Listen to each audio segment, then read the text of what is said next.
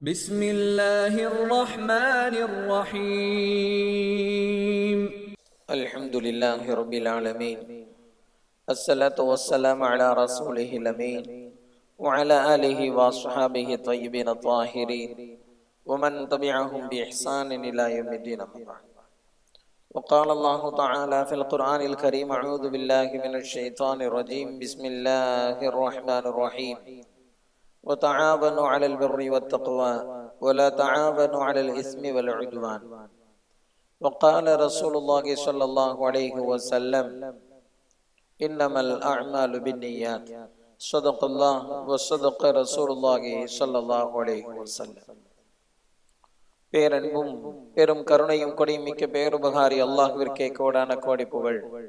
நபிகள் நாயகம் முஹம்மது ரசூலுல்லாஹ் ஸல்லல்லாஹு அலைஹி வஸல்லம் அவர்களின் மீதும், அவர்களை பின்பற்றி வாழ்ந்த சகாபாக்கள், தாபிஈன்கள், தபை தாபிஈன்கள், உலமாக்கள், ஷுஹதாக்கள், சாலிஹீன்கள், இங்கு அமர்ந்திருக்கிற நம் அனைவரின் மீதும் அல்லாஹ்வின் அன்பும் அருளும் என்றென்றும் நிறைவாக உண்டாவதாக. அல்லாஹ்வின் கிருபையால் அவனுடைய பொருத்தத்தை நாடியவர்களாக அவனுடைய மாளிகையில் இத்திகாஃப் இணையத்தோடு அமர்ந்திருக்கிற மார்க்க நண்பர்களே, அல்லாஹு ஜல்ல ஷானஹு தஆலா எந்த நல்ல விஷயங்களை தங்களுடைய வாழ்க்கையில் ஏற்று நடக்கும்படி கட்டளையிட்டுள்ளானோ அந்த விஷயங்களை தங்களுடைய வாழ்க்கையில் ஏற்று நடக்கும்படியும், எந்த விஷயங்களை விட்டு விலகி இருக்கும்படி கட்டளையிட்டுள்ளானோ அந்த விஷயங்களை விட்டு விலகி இருக்கும்படியும் எனக்கும் உங்களுக்கும் தக்வாவை கொண்டு இறை எச்சத்தை கொண்டு நசீஹத் செய்தவனாக எனது உரையை ஆரம்பம் செய்கிறேன். அல்லாஹு ஜல்ல ஷானஹு தஆலா இம்மை மறுமை இரண்டிலும் வெற்றி பெறுவதற்குண்டான வாய்ப்பை நமக்கு விசாலமாகவே வழங்குகிறான். துல்காய்தா, துல்ஹஜ், முஹர்ரம், ரஜப் இந்த 4 புனித மாதங்களில் துல்காய்தாவும் ஒன்று. பொதுவாகவே அறிஞர்கள் சொல்வார்கள், எதுவெல்லாம் நல் வாய்ப்புகளை வழங்கக்கூடிய புனித நாட்களாக இருக்கிறதோ அந்த நாட்களை வீணடிப்பது பெரும் பாவம் என்பதாக சொல்வார்கள். லைலத்துல் கத்ருடைய இரவிலே நன்மைகள் அதிகம் செய்வதற்குண்டான வாய்ப்பு நமக்கு கிடைக்கிறது என்று சொன்னால் அந்த லைலத்துல் கத்ருடைய இரவை வீணடிப்பது என்பது பெரும் பாவம்.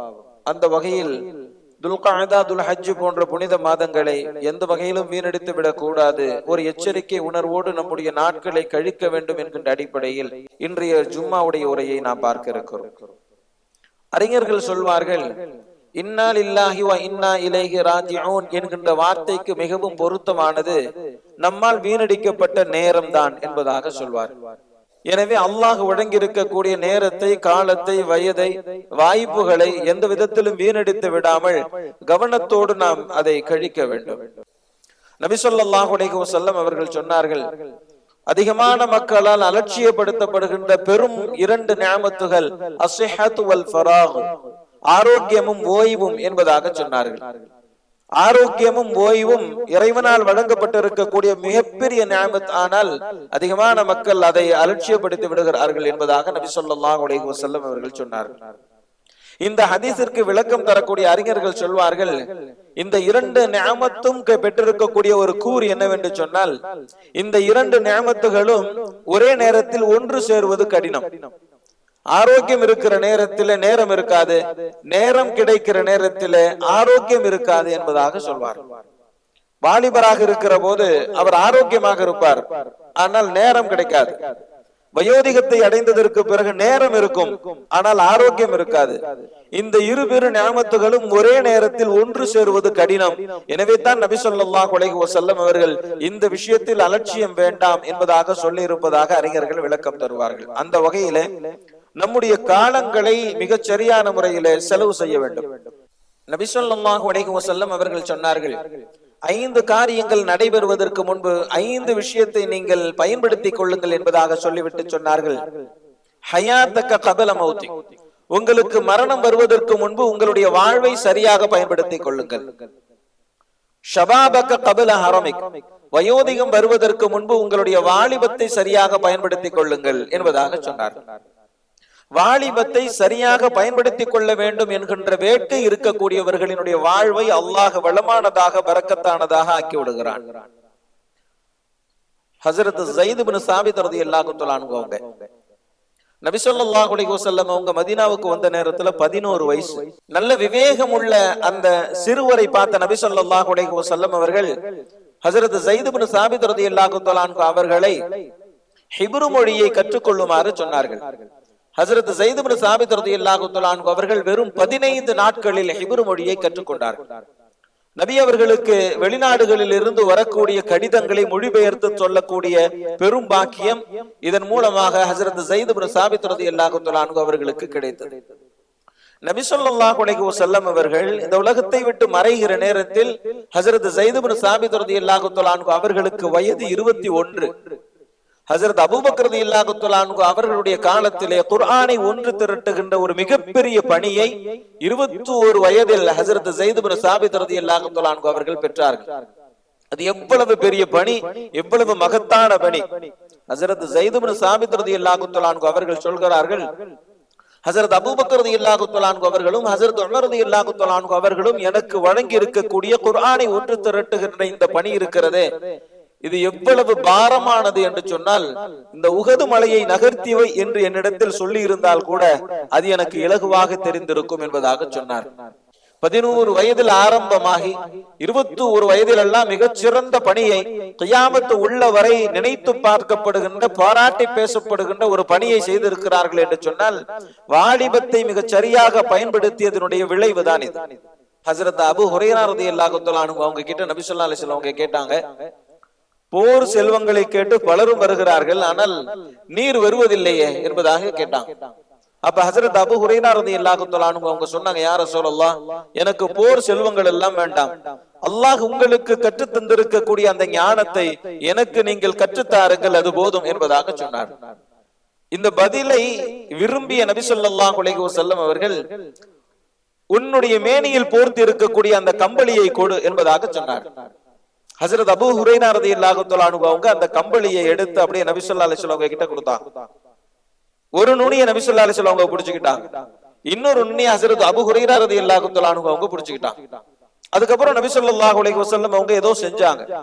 ஹஜ்ரத் அபூ ஹுரைரா ரலியல்லாஹு தஆலா அன்ஹு அவங்க சொல்றாங்க, நபி அவர்கள் ஒரு நுனியையும் நான் மறுமுனையையும் பிடித்திருக்கக்கூடிய அந்த நேரத்தில் ஏதோ ஒன்று நபி அவர்களிடத்தில் இருந்து எனக்கு ஊர்ந்து வருவதை போன்று நான் உணர்ந்தேன். பிறகு நபி அவர்கள் சொன்னார்கள், இந்த கம்பளி துணியை உன்னுடைய நெஞ்சோடு அணைத்துக்கொள் என்பதாக சொன்னார்கள். பிறகு அந்த கம்பளி துணியை அப்படியே நெஞ்சோடு நான் அணைத்துக் கொண்டேன். அதற்கு பிறகு நபி ஸல்லல்லாஹு அலைஹி வஸல்லம் அவர்கள் அறிவித்து தந்த ஹதீஸ்களில் ஒரு வார்த்தையை கூட நான் மறந்ததில்லை என்பதாக சொல்கிறார். ஹஜ்ரத் அபூ ஹுரைரா ரலியல்லாஹு தஆலா அன்ஹு அவர்கள் நேரத்தை, காலத்தை சரியாக பயன்படுத்திக் கொள்ள வேண்டும் என்கின்ற ஆசையில் நபி ஸல்லல்லாஹு அலைஹி வஸல்லம் அவர்களிடத்திலிருந்து கல்வியை தேடுவதில் அவர்களுக்கு இருந்த வேட்கையை நபி அவர்கள் பார்த்து அவர்களுக்கு செய்த அந்த துஆ இன்று வரலாற்றில் தவிர்க்க முடியாத இடத்தை பெற்றிருக்கக்கூடியவர்களாக ஹஜ்ரத் அபூ ஹுரைரா ரலியல்லாஹு தஆலா அன்ஹு அவர்கள் இருக்கிறார்கள் என்று சொன்னால் காரணம் நேரத்தை சரியாக பயன்படுத்திக் கொள்ள வேண்டும் என்கின்ற வேட்கை. ஹஜ்ரத் சஅத் இப்னு முஆத் ரலியல்லாஹு தஆலா அன்ஹு அவங்க அன்சாரிகளினுடைய தலைவர் என்று போற்றப்படக்கூடியவர்கள், ஆனால் வயது குறைவு. இஸ்லாத்தை ஏற்ற நேரத்தில் அவர்களின் வயது 31. இந்த உலகத்தை விட்டு அவர்கள் பிரிகிற நேரத்தில் அவர்களினுடைய வயது 36. வெறும் 5 ஆண்டு காலம்தான் இஸ்லாமிய வரலாற்றில் அவர்கள் பயணிக்கிறார்கள். ஆனால் அவர்கள் மரணமாகிற நேரத்திலே முனாஃபிகீன்கள் சொன்னார்கள், இவருடைய உடல் என்ன ரொம்ப லேசா இருக்கு அப்படின்னு சொல்லி. நபி ஸல்லல்லாஹு அலைஹி வஸல்லம் அவங்க சொன்னாங்க, அவர்களுடைய உடலை மலக்குமார்கள் சுமந்து செல்கிறார்கள், எனவே நமக்கு அந்த பாரம் தெரியவில்லை என்பதாக சொன்னார்கள். மேலும் சொன்னார்கள், ஹஜ்ரத் சஅத் இப்னு முஆத் ரலியல்லாஹு தஆலா அன்ஹு அவர்களுடைய மரண செய்தி கேட்டு ரஹ்மானினுடைய அர்ஷ் நடுங்கியது என்பதாக சொன்னார்கள். என்று சொன்னால் வெறும் 5 ஆண்டு காலத்தில் அர்ஷே நடுங்குகிற வாழ்க்கையை வாழ்ந்திருக்கிறார்கள். என்று சொன்னால் வாலிபத்தை எவ்வளவு தூரம் பக்குவமாக பயன்படுத்திக் கொள்ள வேண்டும் என்பதை யோசிக்க வேண்டும். பொதுவாகவே அறிஞர்கள் இதைத்தான் சொல்லுவார்கள், யார் தன்னுடைய நேரத்தை வீணடித்து விடாமல் சரியாக பயன்படுத்திக் கொள்ள வேண்டும் என்று ஆசைப்பட்டு அதற்காக வேண்டி முயற்சி செய்கிறார்களோ அல்லாஹு ஜல்ல ஷானஹு தஆலா அவர்களுடைய நேரத்திலே பரக்கத்து செய்து விடுகிறார். எனவே மற்றவர்கள் பெறாத பரக்கத்தை இவர்கள் பெற்று தன்னுடைய நேரத்தை வளமாக்கிக் கொள்கிறார்கள் என்பதாக அறிஞர்கள் சொல்கிறார்கள். நபி ஸல்லல்லாஹு அலைஹி வஸல்லம் ஒரு தடவை சஹாபாக்களை பார்த்து கேட்டாங்க, உங்கள யாராச்சும் இன்னைக்கு நோன்பு வச்சிருக்கிறீங்களா? ஹஜ்ரத் அபூபக்கர் ரலியல்லாஹு தஆலா அன்ஹு அவங்க சொன்னாங்க, நான் நோன்பு வச்சிருக்கிறேன் யா ரசூலல்லாஹ். நபி ஸல்லல்லாஹு அலைஹி வஸல்லம் அவங்க கேட்டாங்க, இன்றைக்கு யாராவது மிஸ்கின்களுக்கு உணவு கொடுத்தீங்களா? ஹஜ்ரத் அபூபக்கர் ரலியல்லாஹு தஆலா அன்ஹு அவங்க கை தூக்குனாங்க, நான் ஒரு மிஸ்கினுக்கு உணவு அளிச்சேன். நபி ஸல்லல்லாஹு அலைஹி வஸல்லம் அவங்க கேட்டாங்க, இன்னைக்கு யாராச்சும் நோயாளிய நலம் விசாரிச்சீங்களா? ஹஜ்ரத் அபூபக்கர் ரலியல்லாஹு தஆலா அன்ஹு அவங்க கை தூக்குனாங்க, யா ரசூலல்லாஹ் இன்னைக்கு நான் நோயாளியை நலம் விசாரிச்சேன் என்பதாக. இப்படி நபி அவர்கள் ஒவ்வொரு நற்காரியத்தையும் சொல்லி யாராவது செய்தீர்களா என்று கேட்கிற போதெல்லாம் ஹஜ்ரத் அபூபக்கர் ரலியல்லாஹு தஆலா அன்ஹு அவர்கள் கையை உயர்த்தி தான் செய்ததாக சொன்னார்கள் என்று சொன்னால் அறிஞர்கள் சொல்லுவார்கள், ஹஜ்ரத் அபூபக்கர் ரலியல்லாஹு தஆலா அன்ஹு அவர்கள் ஒரு நன்மையை கூட அவர்கள் ஒவ்வொரு நாளும் விட்டதில்லை என்பதாக சொல்லுவாங்க. எதுவெல்லாம் நல்ல காரியங்களோ அதை அவர்கள் தேடி தேடி செய்வார்களே தவிர அதை மிஸ் பண்ண மாட்டாங்க என்பதாக. எனவே தான் ஹஜ்ரத் அபூபக்கர் ரலியல்லாஹு தஆலா அன்ஹு அவர்கள் அடைந்த அந்தஸ்தினுடைய உச்சம் அளப்பெரியது. அவர்கள் அடைந்த உயரத்தை யாரும் அடைய முடியாது. காரணம், நல்லமல் செய்வதில் அவர்களுக்கு இருந்த வேட்கை. இப்படியே வரலாறு வழிநடுக நாம் பார்க்கலாம் நம்முடைய முன்னோர்கள் நேரத்தை எவ்வளவு கச்சிதமாக பக்குவமாக செலவு செய்தார்கள் என்பதை.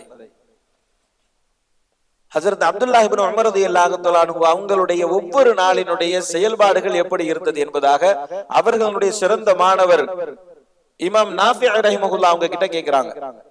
அவங்க ஹஜ்ரத் அப்துல்லாஹ் இப்னு உமர் ரலியல்லாஹு தஆலா அன்ஹு அவங்க கிட்ட கொஞ்ச நாள் அடிமையாகவும் இருந்தாங்க. அதனால ஹஜ்ரத் அப்துல்லாஹ் இப்னு உமர் ரலியல்லாஹு தஆலா அன்ஹு அவங்களுடைய டெய்லி ஆக்டிவிட்டீஸ் எப்படி இருக்கும் அப்படிங்கறது அவங்களுக்கு தெரியும். அதனால அவங்க கிட்ட கேட்டாங்க, ஹஜ்ரத் அப்துல்லாஹ் இப்னு உமர் ரலியல்லாஹு தஆலா அன்ஹு அவங்க காலையில இருந்து நைட் வரைக்கும் என்ன செய்வாங்க அப்படின்னு சொல்லி கேட்டாங்க. இமாம் நாஃபி ரஹிமஹுல்லாஹ் அவங்க சொன்னாங்க, 5 நேரம் தொழுவாங்க, மீதி நேரத்துல குர்ஆன் ஓதிக்கிட்டு இருப்பாங்க. அப்ப எப்ப அவங்கள பார்த்தாலும் சரி அவங்களுடைய கரத்தில் குர்ஆன் இருக்கும் என்பதாக இமாம் நாஃபி ரஹிமஹுல்லாஹ் அவங்க சொல்றாங்க. இது அவர்களுடைய வாழ்வில் அல்லாஹ் செய்திருக்கக்கூடிய பரக்கத். இமாம் அஹ்மது பின் ஹம்பல் ரஹிமஹுல்லாஹ் அவங்கள பத்தி நமக்கு தெரியும் தானே, எவ்வளவு சிறந்த மேதை, எவ்வளவு சிறந்த தக்வாவிற்கு சொந்தக்காரர். ஹதீஸ் பாடத்தை நடத்துவதில் அவர்களுக்கு நிகர் அந்த நேரத்தில் யாரும் இல்லை.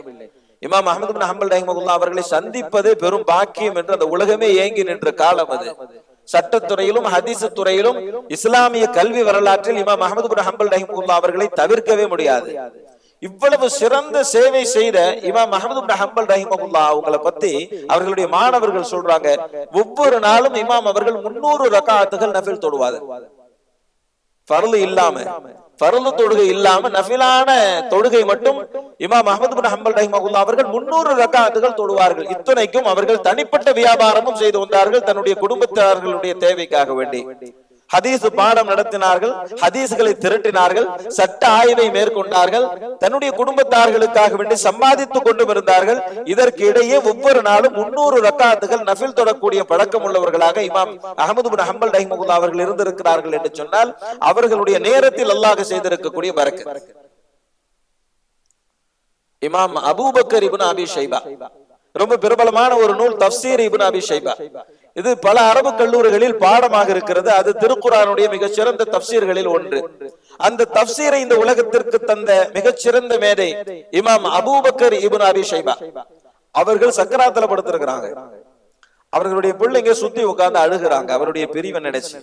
அப்ப இமாம் அவங்க தன்னுடைய பிள்ளைகளை பார்த்து சொல்றாங்க, நீங்க என் மேல வச்சிருக்கக்கூடிய அன்பினுடைய அடையாளமா என்னுடைய பிரிவை நினைத்து நீங்கள் அழுகிறீர்கள். ஆனால் நீங்கள் என் மீது வைத்திருக்கக்கூடிய அன்பு உண்மையாக இருந்தால் நான் 2 செய்திகளை உங்களிடத்திலே சொல்லுகிறேன். முதலாவது செய்தி, இந்த வீட்டை நான் கட்டியதிலிருந்து இன்று வரை இந்த வீட்டிற்குள் ஒரு பாவத்தை கூட நான் செய்ததில்லை. முதலாவது செய்தி, இந்த வீட்டை கட்டி நான் குடி வந்ததிலிருந்து இந்த வீட்டுக்குள் இருந்து ஒரு பாவத்தை கூட நான் செய்ததில்லை. இரண்டாவது செய்தி, இந்த தூண் இருக்கிறதே, இந்த தூணில் சாய்ந்த நிலையில் நான் 18,000 முறை திருக்குர்ஆனை ஓதி முடித்திருக்கிறேன். உண்மையில் நீங்கள் என் மீது வைத்திருக்கக்கூடிய அன்பு உண்மையாக இருந்தால் நீங்கள் இதை பின்பற்றுங்கள் என்பதாக சொன்னார். இந்த வீட்டுல பாவம் செஞ்சிடாதீங்க. இரண்டாவது குர்ஆன் ஓதுங்க.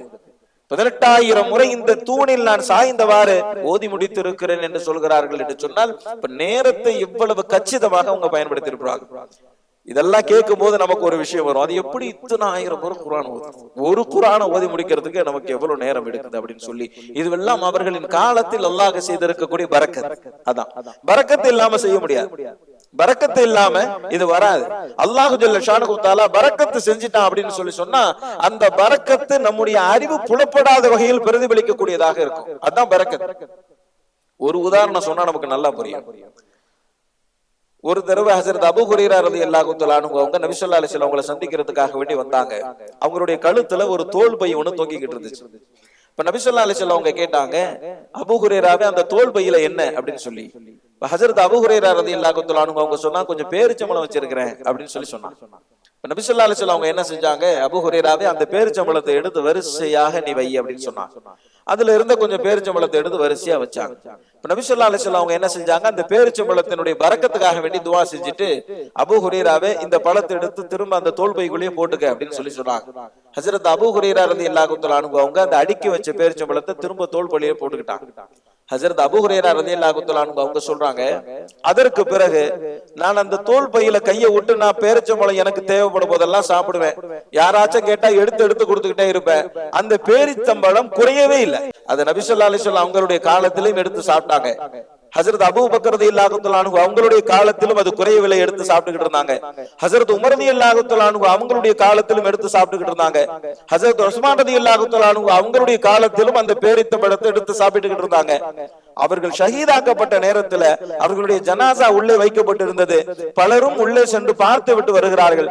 அப்போது ஹஜ்ரத் அபூ ஹுரைரா ரலியல்லாஹு தஆலா அன்ஹு அவங்க அந்த தோல் பையை எடுத்து வச்சுட்டு உள்ள போய் பார்த்துட்டு வெளியே வந்து பார்த்தாங்க, அந்த தோல் பை காணோம். அப்பதான் சொன்னாங்க ஹஜ்ரத் அபூ ஹுரைரா ரலியல்லாஹு தஆலா அன்ஹு அவங்க, எல்லாருக்குமே ஒரு துக்கம் தான், எனக்கு ரெண்டு துக்கம். ஒன்னு ஹஜ்ரத் உஸ்மான் ரலியல்லாஹு தஆலா அன்ஹு அவர்கள் ஷஹீதாக்கப்பட்ட துக்கம், இன்னொன்று என்னுடைய இந்த தோல்பை காணாமல் போன துக்கம் என்பதாக சொன்னாங்கள். என்று சொன்னால் 25 வருஷம் ஹஜ்ரத் உஸ்மான் ரலியல்லாஹு தஆலா அன்ஹு அவர்கள் ஷஹீதாக்கப்பட்டது ஹிஜ்ரி 35 என்றால் 25 ஆண்டு காலம் ஹஜ்ரத் அபூ ஹுரைரா ரலியல்லாஹு தஆலா அன்ஹு அவர்கள் அந்த தோல்பையில் இருந்து பேரிச்சம்பழத்தை எடுத்து சாப்பிட்டுக் கொண்டிருந்தார்கள். என்று சொன்னால் நம்முடைய அறிவால் புரிந்து கொள்ள முடியாத அளவிற்கு அல்லாஹ் ஒன்றில் பரக்கத்தை செய்ய முடியும் என்பதை புரிஞ்சுக்கணும். இதுதான் பரக்கத். நம்மளுடைய அறிவிற்கு புலப்படாது, அறிவியல் ஆய்வுக்கு உட்படுத்த முடியாது. ஆனால் அல்லாஹு ஜல்ல ஷானுஹு தஆலா ஒன்றில் பரக்கத்து செய்து விட்டான் என்று சொன்னால் அதனுடைய வெளிப்பாடு இப்படித்தான் இருக்கும் என்பதை நாம் புரிஞ்சுக்கணும். ஹஜ்ரத் அபூ ஹுரைரா ரலியல்லாஹு தஆலா அன்ஹு அவங்க தான் அதிகமான மாணவர்களை கொண்ட சஹாபி. நபி ஸல்லல்லாஹு அலைஹி வஸல்லம் காலத்துக்கு பிறகு மஸ்ஜிது நபவியில ஹஜ்ரத் அபூ ஹுரைரா ரலியல்லாஹு தஆலா அன்ஹு அவங்க ஹதீஸ் பாடத்தை நடத்துகிற போது 1000 பேருக்கு மேல அமர்ந்திருப்பார். அதிகமான மாணவர்களை கொண்ட மிகச்சிறந்த சஹாபி ஹஜ்ரத் அபூ ஹுரைரா ரலியல்லாஹு தஆலா அன்ஹு அவங்க. அவங்கள பத்தி அவர்களுடைய மாணவர்கள் சொல்றாங்க, ஒவ்வொரு நாளும் 12000 முறை தஸ்பீஹ் செய்யக்கூடியவர்களாக இருந்தாங்க. மாணவர்கள் கேட்டாங்க, இந்த 12000 என்கின்ற எண்ணிக்கைக்கு ஏதாவது காரணம் இருக்கிறதா என்பதாக கேட்டாங்க.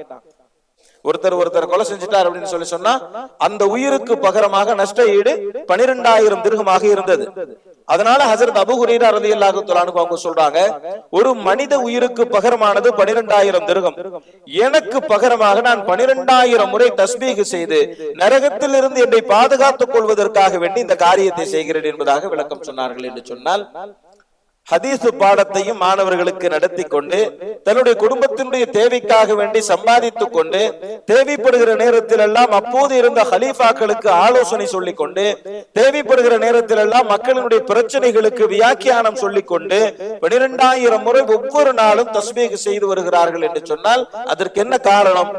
நேரத்தை எந்த வகையிலும் வீணடித்து விடக்கூடாது என்கின்ற ஒரு எச்சரிக்கை உணர்வுதான். அமலில் ஆசை, அதான் அமலில் ஆசை, அமலில் ஆர்வம். இதுதான் அல்லாஹு ஜல்ல ஷானுஹு தஆலா அவர்களுடைய வாழ்வை வளப்படுத்துவதற்கு காரணமாக அமைந்திருக்கிறது. ஹஜ்ரத் அனஸ் ரலியல்லாஹு தஆலா அன்ஹு அவங்கள பத்தி வருது, அவங்களுடைய மனைவி அவங்களுடைய மகள் 3 பேர் தான் வீட்டுல. இரவு 3 பங்காக போட்டுக்குவாங்க. ஒரு பங்குல ஹஜ்ரத் அனஸ் ரலியல்லாஹு தஆலா அன்ஹு அவங்க தொழுவாங்க, மத்த 2 பேரும் தூங்குவாங்க. இரண்டாவது பகுதியில அவங்களுடைய மனைவி தொழுவாங்க, மத்த 2 பேரும் தூங்குவாங்க. மூன்றாவது பகுதியில அவங்களுடைய மகள் தொழுவாங்க, மத்த 2 பேரும் தூங்குவாங்க. அடுத்த நாள் அப்படியே மாத்திக்குவாங்க. ஒவ்வொரு இரவையும் 3 பகுதியாக போட்டு ஒரு பகுதியில ஒருவர் தொழுவார், இருவர் தூங்குவார். அடுத்த பகுதியில் அவர் எழுந்து தொழுவார், மற்றவர்கள் தூங்குவார்கள். மூன்றாவது பகுதியில் தூங்கியவர் தொழுவார், விழித்திருந்தவர்கள் தூங்குவார்கள். என்று சொன்னால் முழு இரவையும் உயிர்ப்பித்த அற்புதமான இரவுகள். இதுவெல்லாம் நமக்கு ரொம்ப ஆச்சரியமா இருக்கும். ஏன்னு சொன்னா இன்னைக்கு தஹஜ்ஜத் தொழுகணும்னு முடிவு செய்யக்கூடிய நம்ம முடிவு செஞ்சதுல இருந்து ஒரு வாரம் தொழுக முடியுது, அதுக்கு மேல தொழுக முடியறது இல்ல. காரணம் என்னன்னு சொன்னா ஒரு போராட்டம் இல்லாம அதை செய்ய முடியாது. ஒரு போராட்டம் இல்லாம எந்த அமலையுமே தொடர்ந்து செய்ய முடியாது, அது சின்ன அமலாக இருந்தாலும் சரி. ஏன்னு சொன்னா ஷைத்தானினுடைய பல்வேறு சூழ்ச்சியில 2 சூழ்ச்சி ரொம்ப முக்கியமானது. அதுல ஒண்ணு என்ன தெரியுங்களா? சோம்பேறித்தனத்தை கொண்டு வர்றது, 2வது மறக்கடிக்கிறது. இது ரொம்ப சிம்பிளான சூழ்ச்சி. ஷைத்தானுக்கு சோம்பேறித்தனம் வந்துரும், மறந்து போயிருவோம். சின்ன அமலாக இருந்தாலும் சரி, ஷைத்தானினுடைய இந்த 2 சூழ்ச்சிகளின் வாயிலாக அந்த அமலை தொடர்ந்து செய்ய முடியாமல் ஆக்கி விடுவான். அப்படி என்று சொன்னால் எந்நேரமும் உஷார் நிலை வேண்டும். வீணாகிவிட்ட நேரங்கள் திரும்ப நமக்கு கிடைக்காது. அதுதான் கை செய்தப்படுவதற்கு மிகவும் பொருத்தமானது என்பதாக அறிஞர்கள் சொல்வாங்க. நாளைக்கு மறுமையில போய் அல்லாஹ்வுக்கு முன்னாடி நின்றுகிட்டு புலம்பக்கூடிய புலம்பல்களில் இதுவும் ஒண்ணு. என்ன அப்படின்னு சொன்னா, எனக்கு இதெல்லாம் தெரியாம போச்சு, திரும்ப உலகத்துக்கு அனுப்பு, நான் திரும்ப அமல் செஞ்சுட்டு திரும்ப வர்றேன் என்பதாக சொல்லுவான். சிங்கப்பூரை பொறுத்த வரைக்கும் பல இடங்கள்ல பல நிகழ்ச்சிகள் நடக்குது. பயான் புரோகிராம்ல இருந்து, சீரா புரோகிராம்ல இருந்து, குர்ஆன் தஜ்வீத் வகுப்புகள்ல இருந்து ஒவ்வொரு பள்ளியிலையும் ஒவ்வொரு விதமான நிகழ்ச்சிகள் நடந்து கொண்டே இருக்குது. அதுவெல்லாம் நமக்கு இலகுவாகவே தெரியுது இல்லையா? Facebook வாயிலாக, மற்ற இணையதளங்கள் வலைதளங்களின் வாயிலாக எங்கெங்க என்னென்ன மாதிரியான பயான் நிகழ்ச்சிகள் நடக்குது அப்படிங்கிறதுலாம் தெரியுது. நாமளும் அதுல கலந்துகிட்டு நம்மளுடைய சிறு பிள்ளைகளையும் அழைச்சிட்டு போனோம் அப்படின்னு சொன்னா அது கடைசி வரை அவர்களுடைய நேரத்தை வீணடித்து விடாமல் பாதுகாக்கும். அந்த அடிப்படையில பெற்றோர்களும் கவனமாக இருக்க வேண்டும். நம்முடைய பிள்ளைகள் அவர்களுடைய வாழ்வை, அவர்களுடைய நேரத்தை எந்த வகையிலும் வீணடித்து விடக்கூடாது என்கின்ற கவனத்தில் அவர்களுக்கு வழிகாட்ட வேண்டும். அல்லாஹு ஜல்ல ஷானஹு தஆலா நம்முடைய நேரத்தில், காலத்தில், வயதில் அல்லாஹ் பரக்கத்து செய்வானாக. வ ஆகிர் தஅவானா அல்ஹம்துலில்லாஹி ரப்பில் ஆலமீன். அஸ்ஸலாமு அலைக்கும் வரஹ்மத்துல்லாஹி வ பரகாத்துஹு. பள்ளிவாசலின் பராமரிப்பிற்காக வேண்டிய தாராளமாக உதவி செய்யுங்கள். அல்லாஹு ஜல்ல ஷானஹு தஆலா நாம் செய்கின்ற உதவிகளுக்கு நிரப்பமான நற்கூலியை வழங்குவானாக.